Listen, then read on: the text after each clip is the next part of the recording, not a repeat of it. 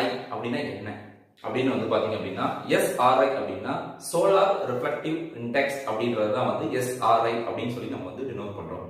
So already வந்து நான் சொல்லியிருப்பேன் ஹீட் ஐலண்ட் எஃபெக்ட்னா என்ன அப்படின்றது வந்து நம்ம சொல்லியிருப்போம். அதாவது temperature difference between urban area and rural area அதை தான் வந்து பார்த்தீங்கன்னா ஹீட் ஐலண்ட் எஃபெக்ட்னு நம்ம சொல்லுவோம்.